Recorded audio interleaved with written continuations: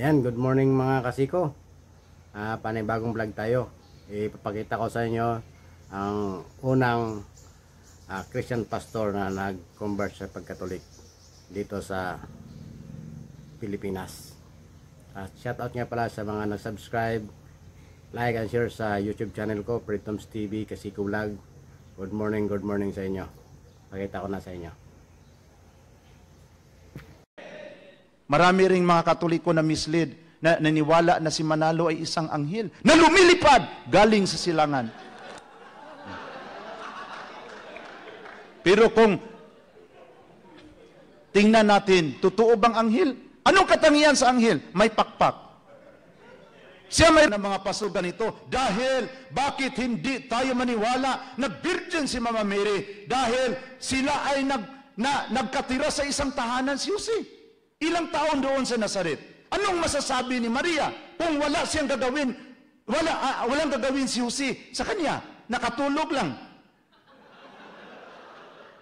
So hindi tayo papayag na virgin ang mahal na Birhen Maria. Dahil linagay ko ang aking sarili na ako si Jose. Hindi ko mapigilan ang aking sarili. Lalaki ako. Ganyan. Ngayon, isang pastor sa Paranaque sinunod last month. Tayo siya. Na-dialogue kami. Wala lang debate, dialogue lang. Sabi niya, ang katwiran ko na, ang argument ko na ang ginamit niya. Dahil linagay ko ang aking sarili na ako si Jose. Hindi ko mapigilan ang aking sarili. Hindi ako maniwala na Birhen si Maria. Sagot! Sabi ko, yun ang dahilan, hindi kayo ginawang Jose. Dahil sa mukha pula pa lang, hindi kayo pang Jose. Dahil pag kayo si Jose, masira ang plano sa Panginoon sa buhay ni Maria, galawin mo. Bakit ako isang pastor na kumbinsi na Birhen si Maria?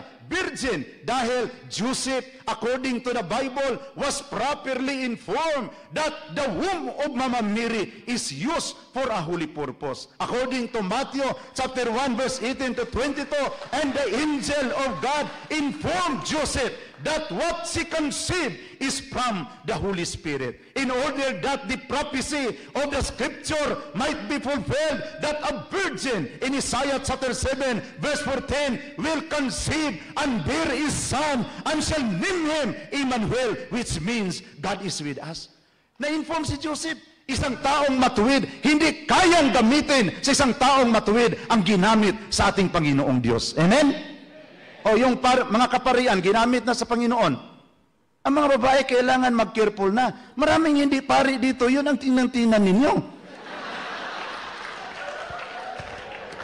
Dahil they are used for a holy purpose. Amen?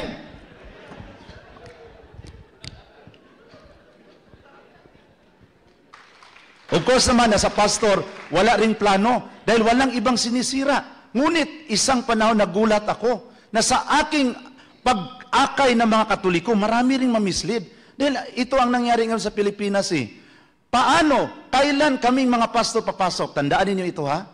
Pag mag-awayan na ang mga officer sa kapilya, pasok kami. Fertile ground yun. Fertile ground. Pag mag-awayan na ang mga parokyano at saka ang parish priest, padala kami kaagad ng church planting. Tatayo kami kaagad ng simbahan dahil na-discourage ang mga common Catholic, ang mga weak Catholic, na tiningnan ang mga leaders sa parokya, nag-awayan ang mga kaparian at ang mga officers, ang parish pastoral council.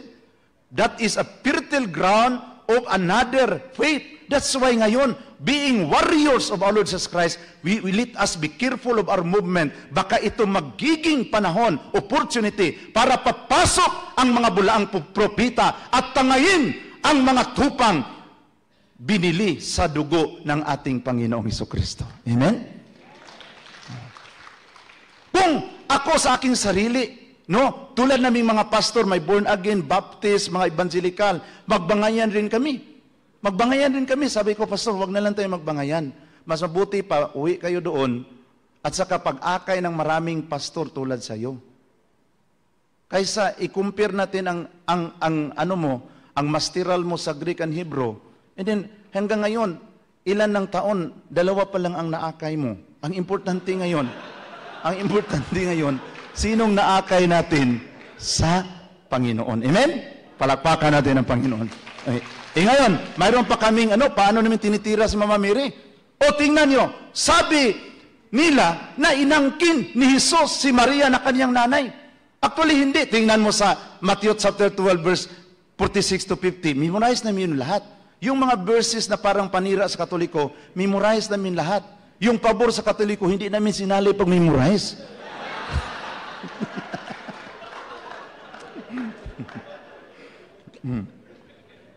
Sabi ng mga tao, Panginoon, nandito na ang iyong nanay at mga kapatid, gustong makiusap sa iyo. Sumagot si Jesus, sino ang aking nanay?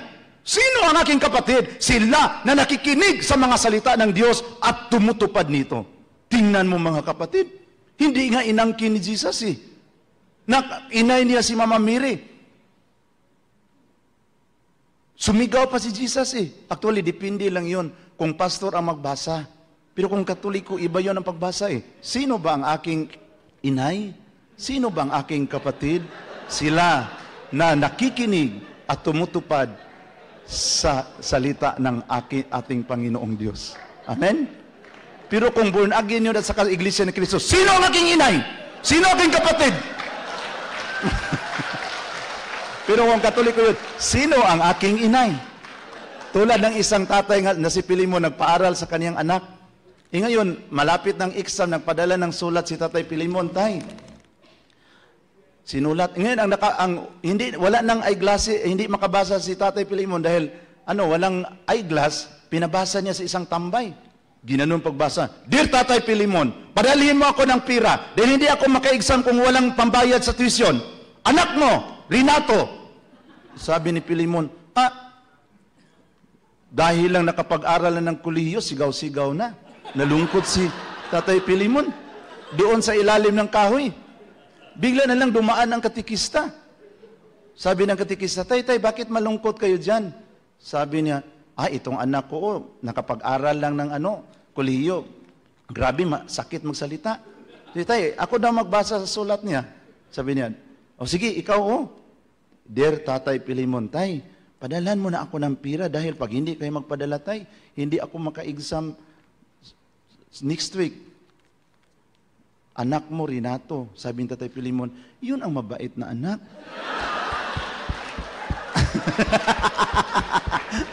So, depende pala kung ang nakabasa sa Biblia, born again o Iglesia ni Cristo. So, huwag tayong maniwala kaagad sa pasigaw-sigaw dahil modus operandi namin yan para ang Katoliko makaganyan.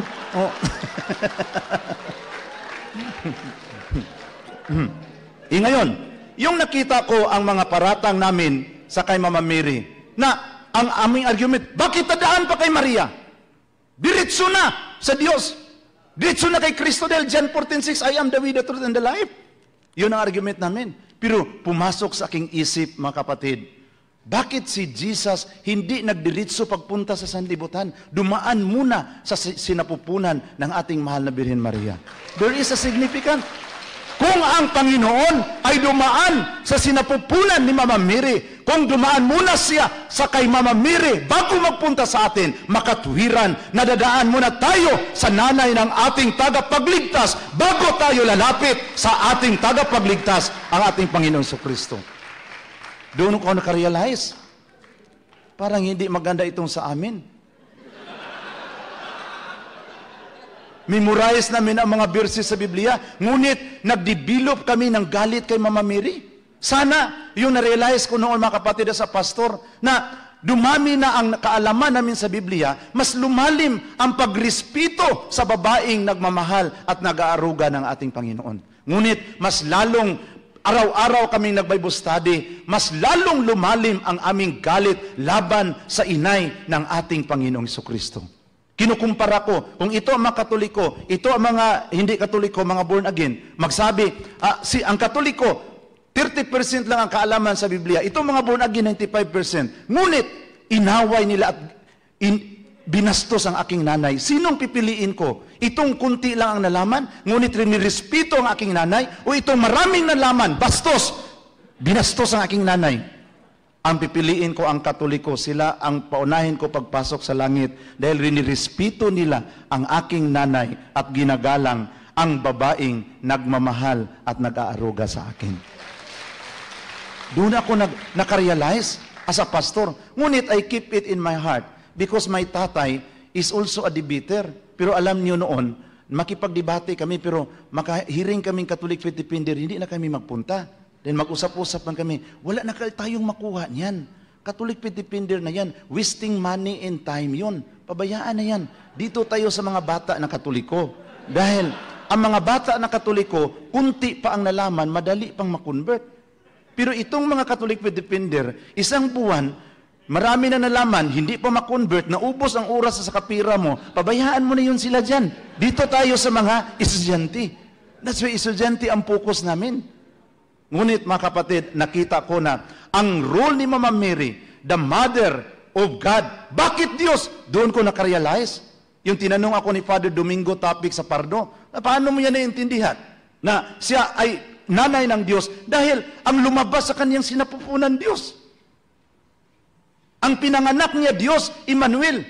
Kung ang lumabas sa kanyang sinapupunan, nagiging kapitan, inay siya ng kapitan. Ang lumabas ng kanyang sinapupunan, Diyos, inay ng Diyos. Amen? Now, yung nakita ko yan, sa aking pagmuni-muni, nakita ko ay discovered in the Bible, biblically speaking, na Mama Mary has participated in the plan of salvation. Sa amin, wala. Si Mama Mary, walang kwenta, walang halaga. Yung tiningnan ko ang nakasulat sa Biblia, na he was informed, and the angel Gabriel in Luke chapter 1 verse 26 greeted Mama Mary, "Hail favored one, the Lord is with you." And Mary was greatly troubled at what was heard and pondered what sort of greetings this might be. But the angel said to him, "Do not be afraid, Mary, for you have found favor with God. Behold, you will conceive and bear a son, and he shall be named Jesus, and the Lord God will give him the throne of David his father, and his kingdom there will be no end." Doon ko nakita na si Mama Mary pala ay ang kaniyang role napakalaki sa Biblia. Pero kaming mga pastor, we skip always Luke chapter 1. Doon ko na-discover na ang ganda sa simbahang Katoliko, hindi lang may Diyos Ama na nagmamahal sa atin, mayroon pa ring nanay na nagmamahal sa atin in the person of the Blessed Virgin Mary. Kami walang nanay. Hinahanap pa namin ang nanay namin. Tinitiwalag na namin ang ibang nanay. Tinitiwalag na. Hinahanap pa namin ang aming nanay. Hanggang ngayon, hindi pa namin nakita. Dahil sa simbahan, hindi pwede walang nanay. And I realize, in my prayer, before accepting the baptism of the Catholic Church, na ang unang inay na si Eve, abandon her responsibility as a mother of all the living. Ngunit, ibinigay ng Panginoon si Mama Mary na magiging nanay sa ating lahat dahil hindi man natin maintindihan ang pag-ibig ng Diyos kung walang nanay na nag-aaruga sa atin. Amen? Kaming mga born again, walang nanay, walang mama. Doon na lang kami sa auntie na lang kami lumapit dahil walang mama. Kumplito ang Katoliko, doon ko nakita.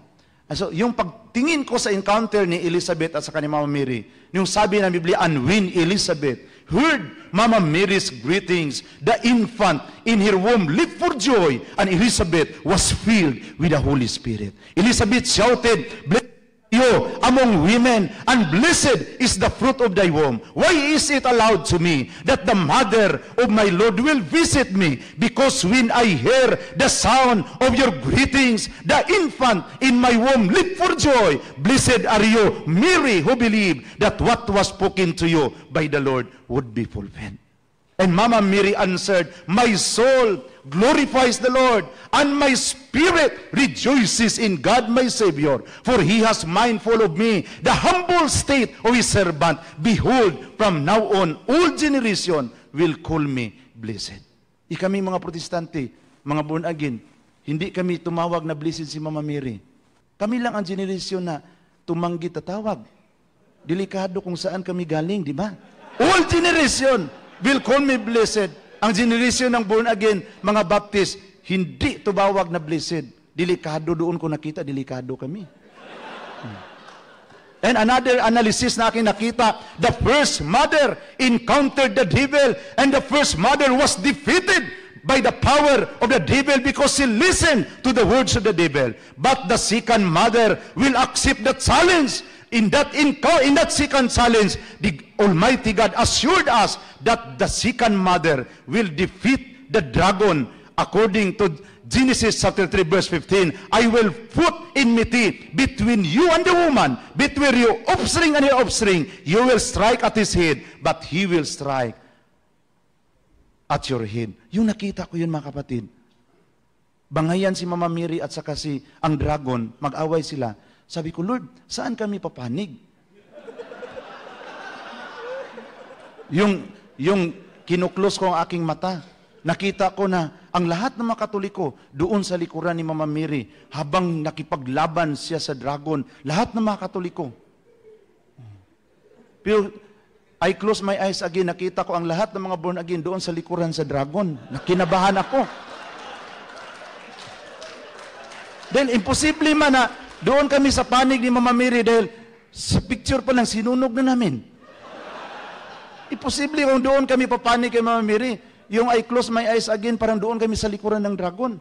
And I realized in my analysis, not in this second encounter of the second mother and the dragon, Jesus Christ will use all His power that His mother will not be the second victim again against this monster that victimized many children of the Catholic Church. That's why tayong mga CFD, mga converted pastors, ako sa aking buhay, I spent more of my times na pupunta sa mga pinaka-lowest level para iliwanag sa kanila ang katotohanan, para maibalik sa simbahan na itinatag ng ating Panginoon. Walang iba kundi ang simbahang Katoliko. Then, alam niyo, brothers and sisters, yung nakita ko yan, nawala yung galit ko sa mga pari. Noon, grabing galit ko sa mga pari. Dahil sabi man ng lolo namin, yung pari, bulaang propita yun. So, grabing galit ko sa mga pari.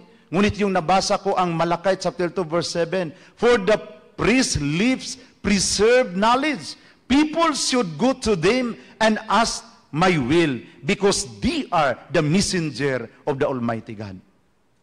Ang tungkulin sa mga kaparian, ang pagtuturo sa tamang kaalaman sa Diyos. Ang mga tao ay kailangang doon lalapit sa kanila dahil sila ang sugo sa makapangyarihang Diyos. Sinong sugo na tinutukoy? Hindi si Brother Felix Manalo, kundi ang kaparian.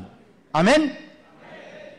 Marami ring mga Katoliko na misled, na naniwala na si Manalo ay isang anghel na lumilipad galing sa silangan. Pero kung tingnan natin, totoo bang anghel? Anong katangian sa anghel? May pakpak. Siya mayroon bang pakpak? Siya ang pinakaunang anghel na naglakad lang hanggang ngayon, hindi nakalipad. Kasi yun ang harapin natin ng mga bulaang propeta. Amen? Dahil naglakad lang eh. Ang anghel na yan, maraming nga mislead. Ito ang responsibilidad natin. And by the grace of God, yung nakita ko ang lahat. Kahit na founder ako sa isang born-again group, may pira na ako, madali man lang maghanap ng pira kung mayroon kayong relihiyon na itinatayo. Dahil ang mga American, madali mag-trust, no? Maniwala, basta mayroon kayong legal identity. So, may pira na sana. Yung mga kasama ko, yung pastor, mga classmate, may mga sasakyan na, may mga school na natayo. Ngunit ako ngayon, dahil ako lang ang nagiging Katoliko sa aming mga classmate, naglakad pa rin, pero walang problema sa akin. Ang importante, naririto na sa loob, sa simbahang itinatag ng ating Panginoon. At kami mga converted pastor, ay palaging tumitingin sa inyo mga apologies. Na habang ako ay nanalangin sa Panginoon, praying for you always, na kayo ay protektahan ng Panginoon. Bakit? Galit si Satanas sa inyo. Maraming Katoliko hindi natuloy pagka-born again dahil sa inyo eh. That's why kayo, hinahabol kayo dahil sa mga apologetic seminar ninyo. So ngayon, hinahabol kayo ni Satanas, anong gawin? Alam na natin kung anong gawin ni Satanas. Kung kami naman ng mga pastor noon, mayroon kaming quorum, saan ang nagkagulo ngayon na parokya? Saan ngayon ang kapilya nagkagulo? Saan yung pari na isyo? Doon kami kaagad papasok. That's why sa atin ngayon, sa ating mga tagapagtanggol, tagapagdipinsan simbahang Katoliko, mamahalin natin ang ating mga kasamang tagapagtanggol. Kahit na hindi sila tulad sa pag-iisip natin, ang importante na natili sila sa simbahang itinatag ng ating Panginoon. Amen? Kahit na, tulad sa akin, mayroong isang pastor mag-convert, hindi kami magka-agree sa isang point. Hindi ko na siya pupuntahan para lang mag-away kami dalawa. Pastor, ipagpatuloy mo lang yung pag-akay sa iba pang mga pastor. Dahil hindi man tayo magkaintindi, dahil kayo, Baptist, ako, Presbyterian, kayo, born again, ako, evangelical, iba-iba ang mga background. Ang importante, dito tayo na natili sa simbahang itinatag ng ating Panginoon. Amen? Ipanalangin natin. Sabi nga ni Jose, yung umuwi na ang kanyang mga kapatid sa Kanaan, yung uwi na sila, yung biglang sinabi ni Joseph, ako si Joseph! So, nag-blim-blim na sila. Kayo nga bininta natin sa Egypt. Pero sabi ni Joseph, do not be afraid. Do not blame yourself. You have plotted evil against me, but God turned it into good in order to save many people's life. Kahit na nagplano kayo ng hindi maganda sa akin, do not blame yourself. Huwag niyong sisihin ang inyong mga sarili. Kahit na nagawa ninyo ito sa akin, dahil itong mga masamang pangyayari ay the Lord is turning it into good in order to save many people's life. Maraming mga problema. As apologists, kahit na ako ngayon, na yung pinanindigan ko na i-register sa SEC ang Association of Converted Pastors, maraming mga humaharang. Kahit na mga classmate kong pastor noon, wag! Pag ano lang kayo dyan, pero nakita ko mas maganda. Para kung mayroon mang mga biyaya, mailagay sa account number in the name of the association, hindi sa aking pangalan. Then marami nang nagdududa na yumaman na si Brother Nui, pasakay-sakay na palagi ng eroplano. So kailangan mayroong proper organisasyon, doon malagay ang pira. Para kung ma-release man, mayroong kagamitan, mayroong naka-record sa withdrawal. Hindi ako palaging maturo. So ginawa ko yan. Dahil alam niyo mga kapatid, yung nakita ko ang katotohanan, I made my decision to be baptized in the Catholic Church by the grace of God. I was baptized in October 4, 2007, pinakaunang pastor sa Diocese of Cebu na nagiging converted sa simbahang Katoliko.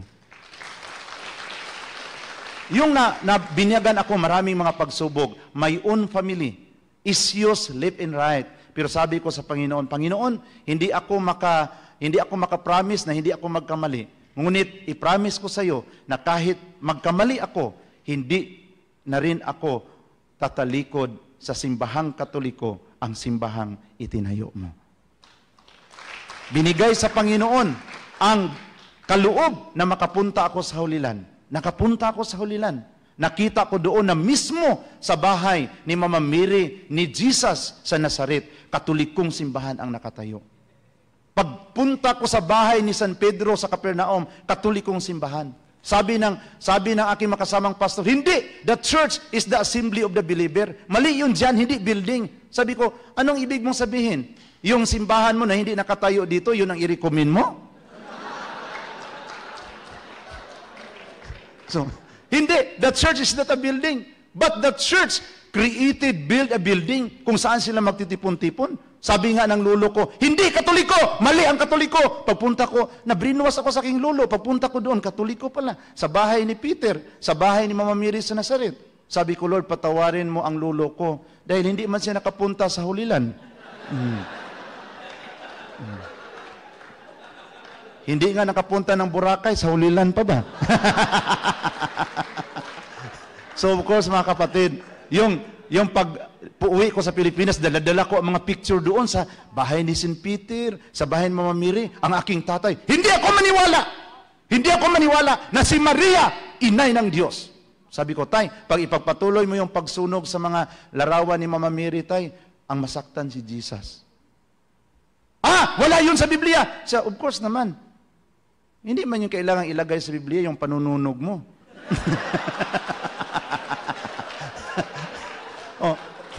Basahin mo sa Biblia. Ganyan ang tatay ko. Basahin mo kung mabasa ba na dinala ni Jesus si Maria sa langit. Wala kang mababasa sa Biblia, Noe. Nagkamali ka. Kahit isang verse, walang mababasa na dinala ni Jesus ang kanyang nanay sa langit. Sabi ko, sa Luke 23 verse 43, dinala ni Jesus ang magnanakaw sa langit. Sabi na magnanakaw, Panginoon, alalahanin mo ako sa iyong kaharian, sabi ni Jesus, ngayon, dadalhin ko kayo sa aking kaharian. Kung dinala ang magnanakaw, insulto yan, iniwan ang nanay, ang magnanakaw ang dinala.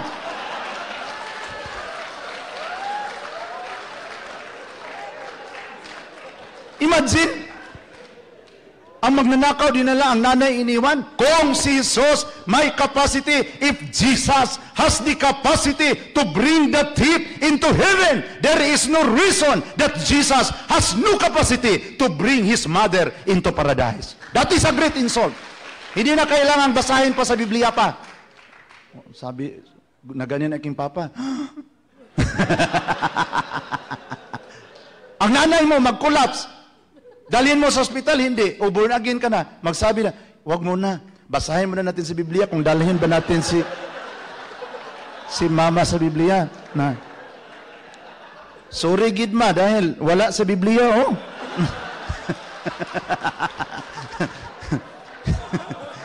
Kahit na wala sa Biblia, dalhin dahil it is a great insult. According to the Gregory of Tours 8 Book of Miracles, sabi ng tradisyon na Mama Mary, when she was in the old age, they put him here in a place, and the apostle expected that Jesus will come according to the tradition, and behold, Jesus comes and stood by their side, and after Jesus received the body of his mother, he commanded his angels to bring his mother into paradise. Yun ang nakasulat sa tradisyon. Hindi kami maniwala ang tradisyon. Walang tradisyon!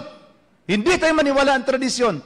Pero maniwala kami na, pag sabi, di ba nandyan sa Biblia, sa 1 Corinthians chapter 12 verse 2, na you follow the tradition. Sa amin doong Bible, sinalihan namin teaching. Matalino man kaming mga pastor. Linagyan namin teaching para hindi mabasa ang tradisyon. But halatang halata naman, kahit na isipin natin, based on our conscience, hindi papayag si Jesus na ang babaeng nagmamahal sa kanya ay maiwan sa mundong ito kung saan siya dadalhin niya. Dahil sabi nga niya sa John 14 verse 1 to 3, do not let your heart be troubled. Believe in God and believe also in me, because in my Father's house are many mansions. If it is not true, I will not tell you that I will go there to prepare a place for you. And when I go and prepare a place for you, I will come again and receive you unto myself, so that where I am, there you may be also. Ibig sabihin, kung may plano si Jesus na dalhin tayo sa langit, mas lalong may plano siya sa kaniyang nanay. Amen? Oh. Sinuswerte kami mga born again, mag-una pa kami kay Mama Mary sa langit. Di ba? Oh. Pero sino mag-una doon? Yung nagmamahal at nag-alaga sa ating Panginoon. By the grace of God, my mother and father and sisters decided to become Catholic. Walang hintuang diskusyon for almost 2 years. Dahil ako, it is my attitude na hindi ako nangangaway, pero hindi din talaga ako magpatalo sa harapan ng mga pastor. That's why sa ngayon, by the grace of God, nabuo ang asosasyon ng converted pastors para kung kunin man ako sa Panginoon, mayroong kahalili kaagad at mayroong identity ang mga converted pastors sa buong Pilipinas. Of course, maraming sakit sa ulo. May mga pastor na nakukonvert na ang kanilang attitude, pangliligaw lang, pangliligaw sa mga katikista, ganyan. So, may sabi ng isang pari sa Bukidnon, brother, I-pull out mo ang tao mo dito. Ang sekretary na lang ang hindi linilagawan dito. Of course, part yun sa ating maturity, purification, sa paglingkod natin sa simbahang Katoliko. So sa oras na ito ang aking hingiin sa inyo, mga apologies, bilang isang pastor na naging Katoliko. Ako man ang nakaalam kung kailan kami papasok pag mag-away-away na. So tayo, let's be careful pag uwi natin sa ating mga chapter na hindi tayo kaagad mag-react kung mayroong mga problema sa mga kasama natin. Dahil gamitin namin yung mga pastor. Noon itong mukha ko napakahudas, ngayon hindi na hudas, pareho na sa Panginoon. Amen? Dahil sabi ng isang hudas ka nuwi, nagkatoliko ka, pastor ka sana. Sabi ko, okay lang dahil itong pagkahudas namin, itong pagkahudas ko may pag-asa. Dahil araw-araw akong kumakain sa katawan ng Panginoon, mawas out lang ito. Pero yung pagkahudas mo, wala ng pag-asa dahil wala kayong Eucharistia eh. So ito ngayon mga kapatid, na hawakan natin ang tungkulin na ibinigay natin sa Panginoon. Hawakan natin hanggang sa ating kamatayan. Amen? So sa oras na ito mga kapatid, gusto ko lang sa ating pagtapos, hindi ko man masabi lahat ang reason of my conversion. Ngunit mayroon rin akong talk after now. After this talk, I will proceed to another venue. But I'll be praying for you na sa pag-uwi ninyo sa inyong mga tahanan, dala-dala ninyo ang pag-ibig at pagmamahal ng Diyos. Na kaya nating mahalin itong mga brothers na nagbibigay ng bigat sa ating puso. Kaya natin silang mahalin. Dahil sa totoo lang, kung iiwan nila ang Katoliko, tayo man ang masaktan. That's why sa mga pastor na nakapasok na sa Katoliko, binigay ko ang lahat na pasensya. Ang importante na natili sa simbahang Katoliko. Amen? To make His message known is our responsibility. So here we are to pledge our lives to the Lord.